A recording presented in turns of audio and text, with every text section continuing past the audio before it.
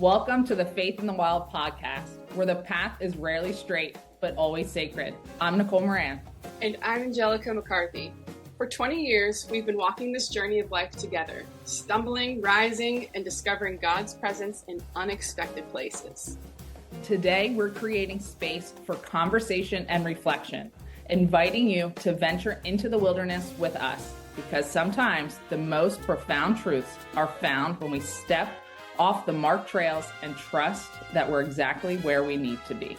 So take a deep breath, open your heart, and join us as we explore what it means to have faith in the wild. Hi.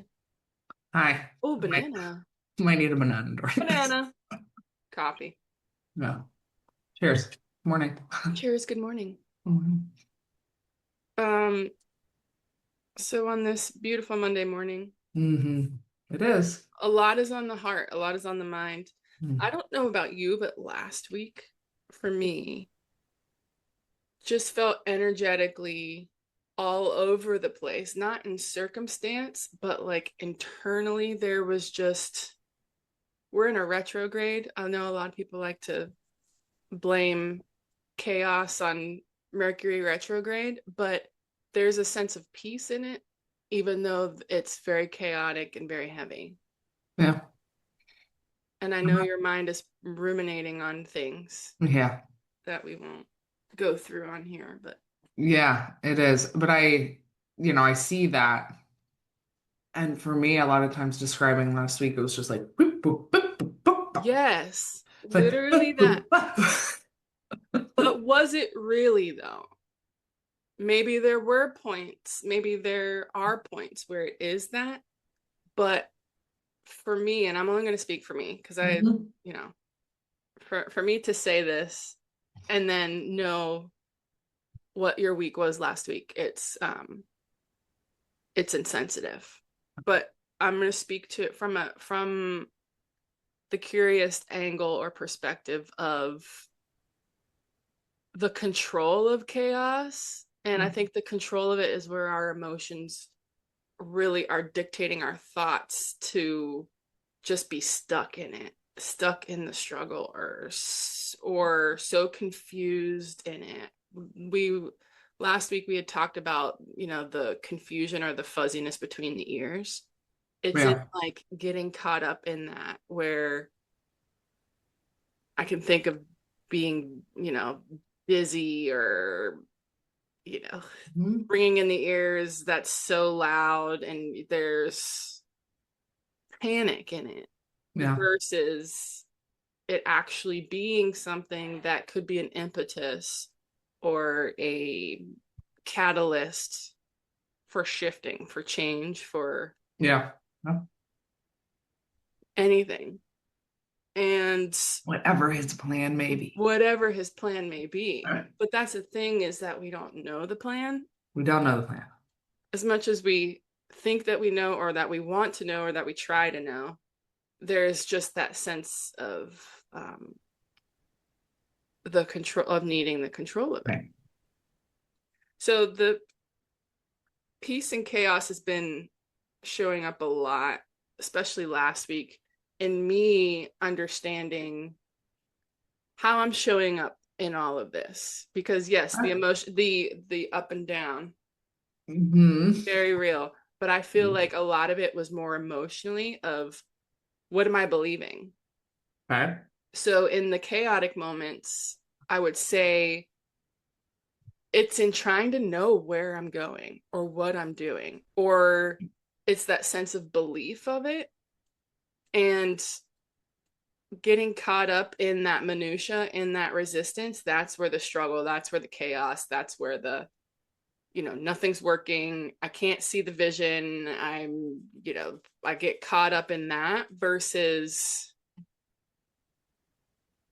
finding the peace in it, the presence in it. We had talked about just like being open and present and taking space to then find that first small step.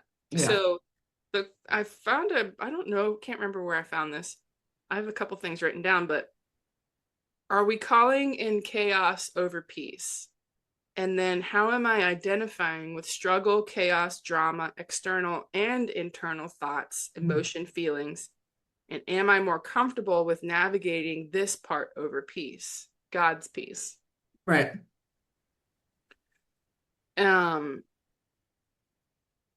So then I just went down a rabbit hole, and I think the what tends to happen in the chaos is that sense of security or stability. We had talked about safety In the a while ago. control, like in the trying Yes, to control during the chaos. yes. What am I trying to be safe? Because it's innately, it comes down to stress. It Yeah. comes into our stress response of Yes.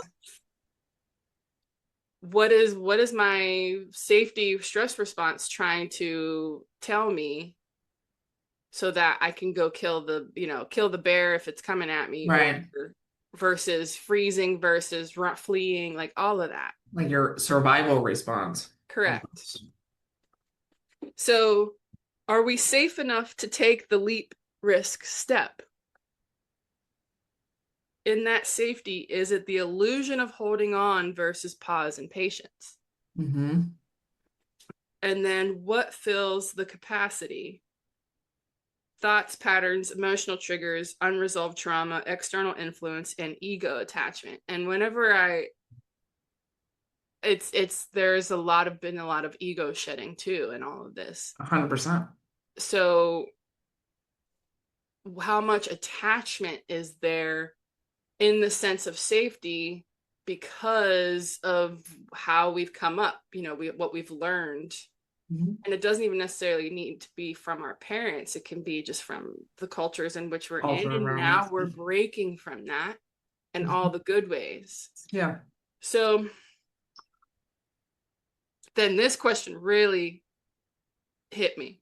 Are we chasing peace through achievement or God's call?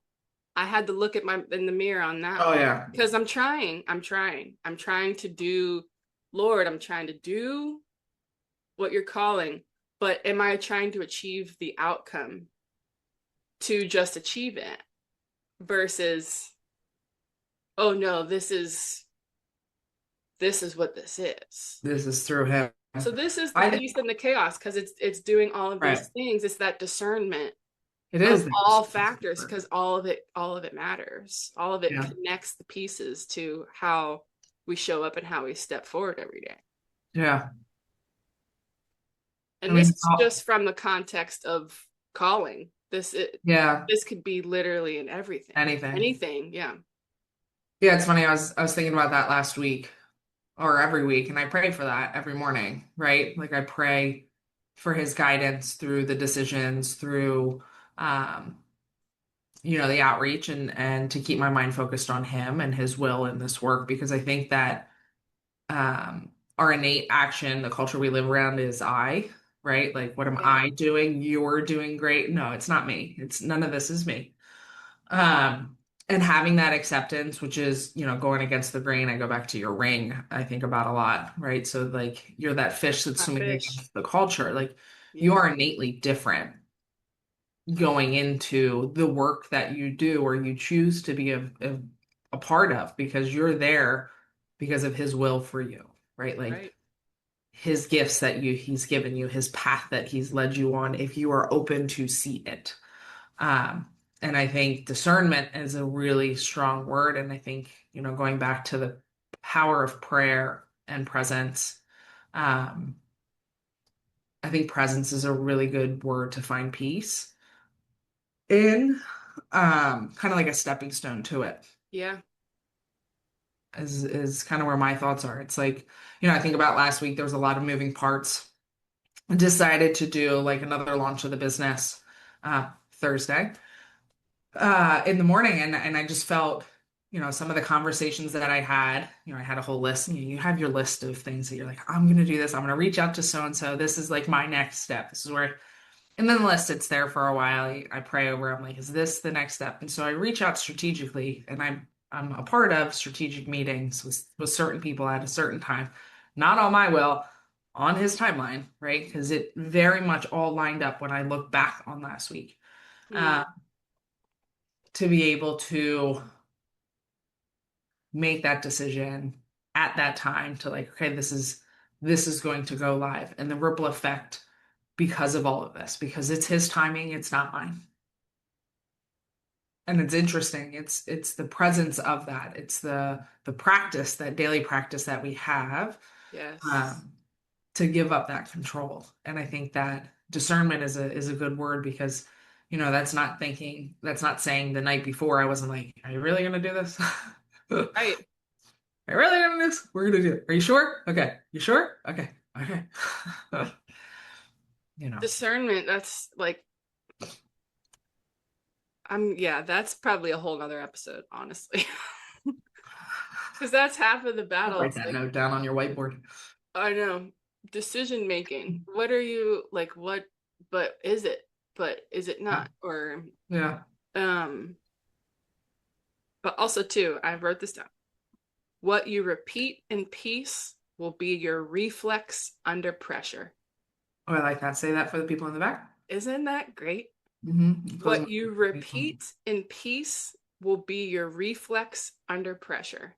Mm. I almost wrote it down as a A post-it, and t-shirt? I probably should because it's in the book, which means it probably needs to be posted somewhere else. But Yes. we will say the word practice until we're blue in the face, until we're 90 years old, in the sense of everything in this life is a practice. No. To take those small steps and those small reminders of Can you read it every again? last thing, but to repeat peace Yeah. and that be the response instead of the stress response of, Hmm. oh my God, I don't know what I'm doing. And all right. And then now I'm in the weeds of what I don't, and now I'm not taking any steps. I'm in the Yeah. resistance and the barrier and the blockages of doubt or fear or, whatever the list is in Yeah. that moment versus peace and presence, the reflex of that That's in the so good. chaos. I don't even remember where I found that. I would drop my I need to phone, but start it might writing, put huh? a hole in. I said I dropped my mic, but it might put a hole in the ground. I should have written I saw that somewhere. That's so good. I should have whoever said it. It may have actually been through verse of the day devotional. Yeah. May Well, have thank been you, through verse of that the day. That's where it came from. from U version. We'll put a link in there of how y'all can get connected to that. Yes. That truth. My goodness. Can you read that one more time, please? Yes. What you repeat in peace will be your reflex under pressure. It's so true. But imagine that. Embody that feeling of, oh, this just hit the fan, or everything's Yeah. falling down at once, or everything is chaotic. This world is chaotic. Nothing's going right. Oh my, because that's where we fall into that. And how can I respond with that reflex of Yeah. peace? How can I show up in Right. peace? Romans 5:1, since we have been made right by faith, we have peace with God because of what Jesus Christ our Lord has done for us. Yeah. It's already innately there. He's walking with us every day, right? Yeah. So why don't I respond? Why don't I be in the reflex Yeah. of peace? Because he's right here. He's right here with me. Yes. It's not gonna say that life is gonna be, let's No. skip down the yellow brick road, but in that sense of that's just that space to take a breath. That's that. Yeah. It's interesting. That one hit me because I think that's the best way to describe last week. Mm, Compared to like when I'm looking at it compared to the other year when something similar happened, it's like, yeah, it's the practice. yeah. It's the it's the it's the belief in the peace. It's the knowing where to find the peace Yeah. because it's bigger than you.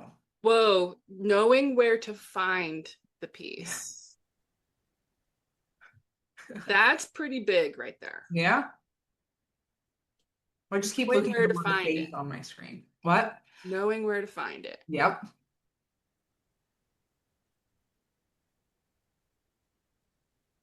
It's good. So good. So another thing that's You're on a kind roll. of in Keep going. tandem. Let's go. I told you before we started recording, like I took notes. Yes. Also too, this definitely is you version. Peace is a status, not a feeling. Wholeness, harmony, restored relationship. So yes, we talked about like taking that breath or knowing God is peace, and by faith, our faithfulness, his faithfulness, that's the peace because he is it. Yeah. But it's and it being status, it's being, Yeah. not necessarily needing to feel it. And I know a lot of the times it does get locked up into a sense of feeling. It does.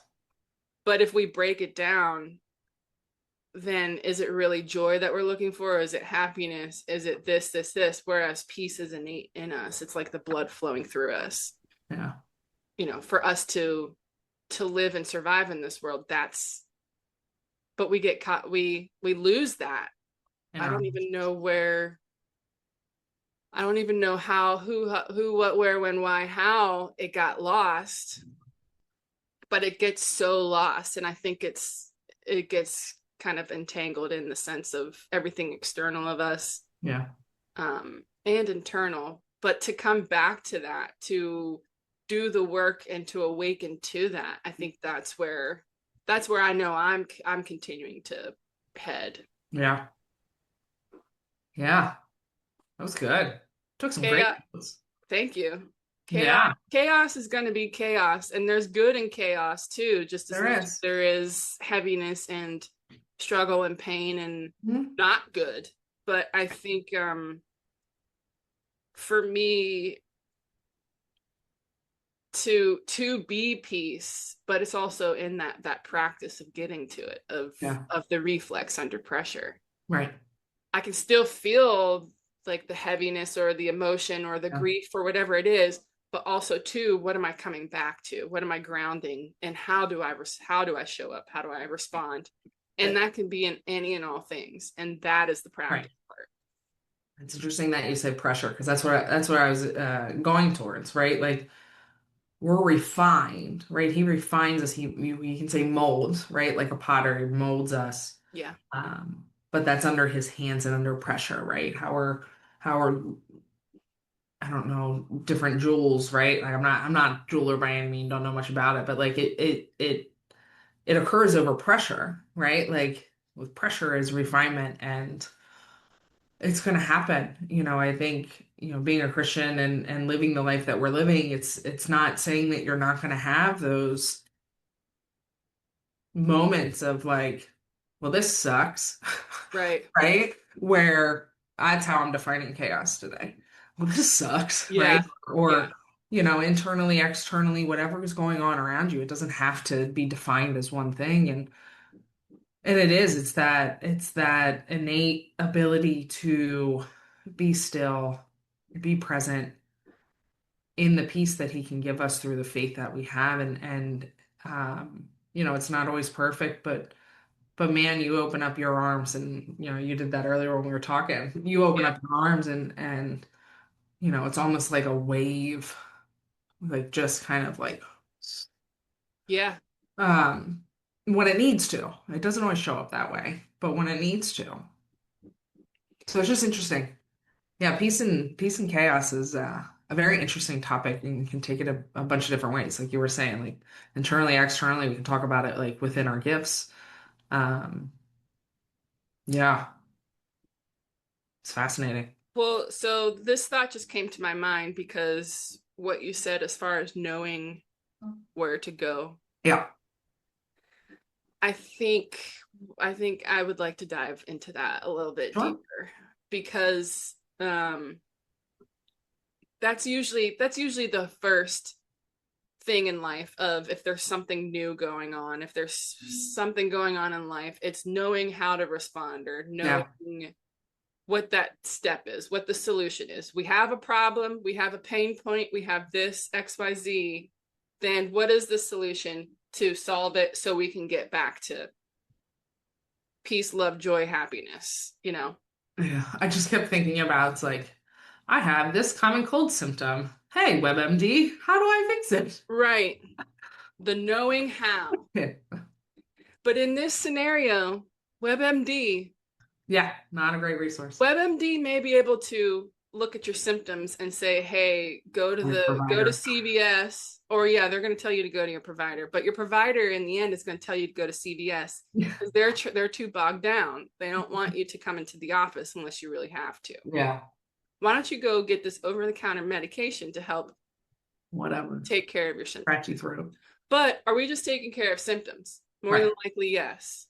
Where in the knowing how do we go for, and by the where, we obviously know where, but it's in allowing that to be the first step of knowing to go to God first. Is kind of, I can think of many scenarios in my mind where, and in my life, where you don't go to God, you go to habits, you go to coping skills, you go to things that give you that sense of reward or control, versus the knowing to go to God first. And my curiosity, and maybe it is a us back and forth of where in your life, and you don't have to be specific of scenario, but where in your life did you make that shift and change of knowing to go to him first? Because that's where we can get lost. There's a sense of desperation that, I don't know, what was that, where is there that impetus or that catalyst to shift you of knowing to go to God first? Because I know for me, my faith journey has been riding the coaster. Started out, baptized. We went to church, but we kind of didn't, depending. And then you step out into the world as fresh Angelica in college, and church was not, faith was not, but my faith journey really didn't start and really go deeper until these last couple of years. It's been a slow, steady process to get there. But there was a sense of like, oh, God is the answer, that knowing going there first was it. And I'm curious of that for. I think, my journey was actually pretty similar. Grew up going to church, and I think having that foundation, and, being baptized, I think I was a teenager being baptized and making that decision that, he's there. He accepts you for every part of who you are during every part of your journey. Knowing that, not just like knowing that, but like knowing that. Yes. And I think that happened at a young age. I mean, my story is a little different. I was very sick when I was young too. And have a very firm belief that he is the reason that I'm still being able to, use my gifts today for the service of others. And I think for my journey, that's bringing it back to that. Like some of it was, as I got older, it was almost like a rebellion. I don't want to say that, but like almost a rebellion away from this. Like, really, it's like, because other things happen, other pain points happen, other things happen out of your control that don't make sense, or whatever that is for you. Grief is a big one. Loss, not understanding why. Those are huge. And it doesn't have to be just like with a person. It could be with a job or something you thought was going to happen and it didn't happen. Like all the things that it could be. And I was just like, all right, fine. I'm going to do me is basically what had happened. And then I realized, had that moment that it's like, nope, this is not a lifestyle that we're going to keep moving forward with. And so for me, it was a moment. I remember pretty vividly what that moment was, and found a church, went to it the next day, and just completely lost it because of that inner peace that came back, right? Because of that feeling. that came back. And you're like, this is life, right? Again, didn't take away the hardships, didn't take away, like, still left to everything else that I was carrying.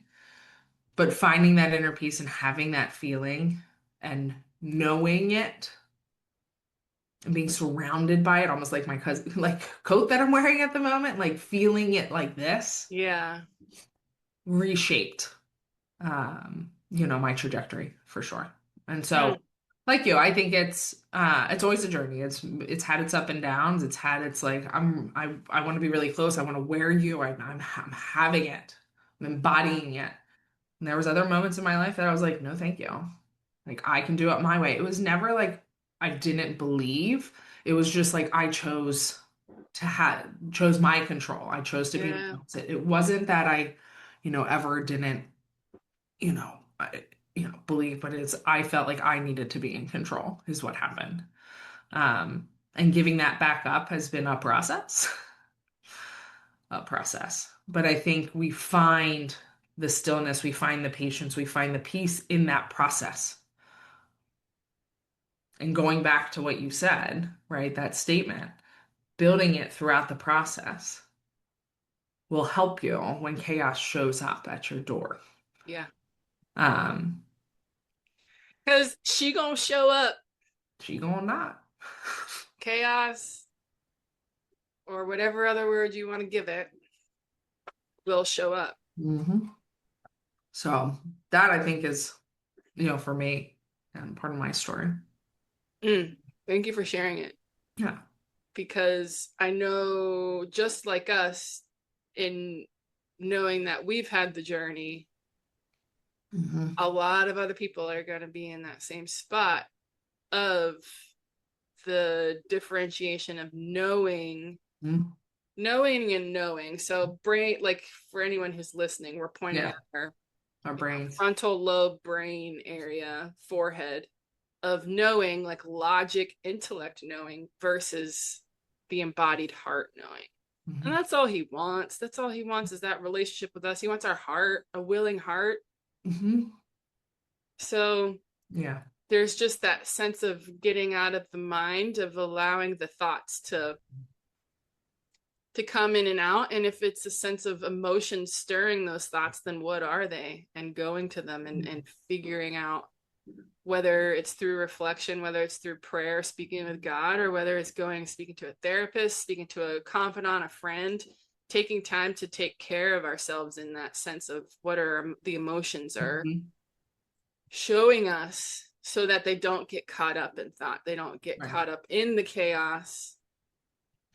And our responses can come from a space of openness and a heart that is connected to God, versus one that's shelled off, and we let our control and our intellect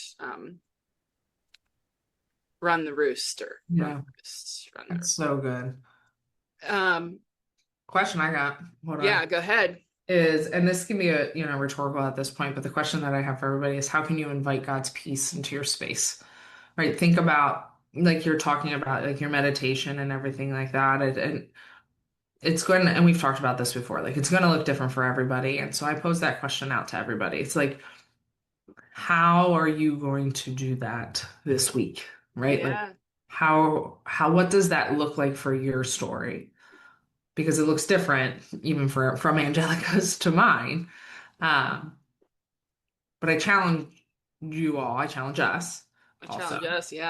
Also, is like, how are we inviting that?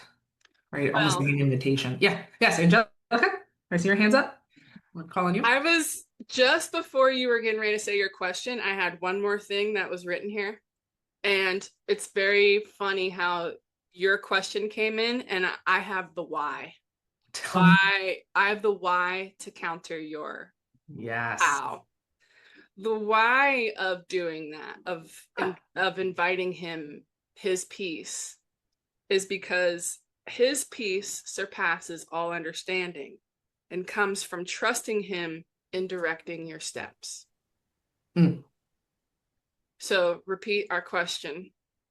How can you invite God's peace into your space this week? I'm going to answer the question because Please. Angelica needs to answer the question today as we start the week. Yes. You know, Yes. we reflected on last week in Mhm. a, you know, surface level way, but also too, just because it's a new week doesn't mean it's a fresh start. And I think that is sometimes where I can get caught up. A fresh start is every day. It's those small tiny rungs that we've talked about. Yep. You've introduced into our space. Those small steps. That's, and I'm putting it in a context of calling because and purpose, because that's where I'm at. Everything is purpose, meanings, things that matter. That's what I'm here to create. And so it can get caught up because I don't know. Tell me, show me. So there's a sense of trusting him. Yeah. I have to. Not even a sense. It's I have to, and it's that belief, innate belief. It's that internal. So as far as how I will allow his peace, let me take a breath. Mm-hmm. I think it's in, for me, it's in, we had talked about presence a little bit. It's in remembering and going to him first in those moments of what may feel chaotic or anxious, anxiety ridden, or overwhelming. And also too, for me, it's going to him first versus going to him when shit hits the fan or feels like it's hitting the fan. So how do I start the day in his peace? Yes. With his peace. And like we had talked about, peace being a status, not a feeling. Everything about me wants to go to feeling and embodying. And that's the part of the phase where I feel like I'm at, because that's that will be the transcendence and the change, the true change of the transformation of, it's not just saying or doing, it's the being part. So to be peace, how do I, it's in starting the day in his peace is how I'm going to do that this week. Yeah. That's good. How I'm going to show up this week. I like that. I think that's so important. It's so funny. I heard somebody the other day talk about, I think this was actually about Robin. She was talking about how important it is to put your phone across the room to like start your day. And I was like, okay, well, I've heard that before, right? You put it across the way, so your alarm goes off, you get up and you get out of bed, right? It's a way. But she didn't. That's not what she was talking about. She was talking about these are the moments of the morning, referencing those 5-10 minutes when you wake up in the morning is the most peaceful time that you're going to have in your day. Because it's before you touch the phone, it's before you get connected, it's before you wake the kids, it's before you get to job, it's before you tackle every single thing in your day. Give yourself that barrier. Give yourself those boundaries to find stillness and start your day in that, right? Like you were saying, like start your day in his peace, start your day in his word, start your day and having that reflection time with him through the good, bad, and the always. Yeah, always. All things. All things. And I think the one thing that I'm going to challenge myself with is finding that stillness throughout the day as well. And I think that's a challenge for me in all the hyphenates that I wear. So I think that's how I'm going to work on inviting God's peace into the space this week is finding that stillness and that breath throughout the day. I love it. Yeah. We can't say anything more about this. Yeah, I think that was good. Because yeah, there is that sense of knowing, and the knowing that I was just sensing was all across my chest. It's good space. You'll be able, you'll know it. You'll know it. You'll know when it needs, when it like call it in, be with God in it. And then I'm envisioning it kind of like floating on a cloud. I know that's not true, but there's just that the weight just came off of my shoulders. Yeah. And that's the being for me piece. So I'm gonna sense that too. Love it. Love it. Love you. All right, love you. Be good today and be in his peace today. You too. Bye now. As we bring today's journey to a close, we invite you to carry these reflections into your own wilderness moments this week. Remember that growth rarely happens in comfortable spaces. It's in the questions, the uncertainty, and yes, even the doubts, where we often discover the essence of ourselves and our faith. We're so grateful to have you walking alongside us on this path. Until next time, may we trust the journey, embrace the wilderness, and find God in the wild spaces. This has been Faith in the Wild podcast. I'm Angelica McCarthy. And I'm Nicole Moran. Thank you for listening.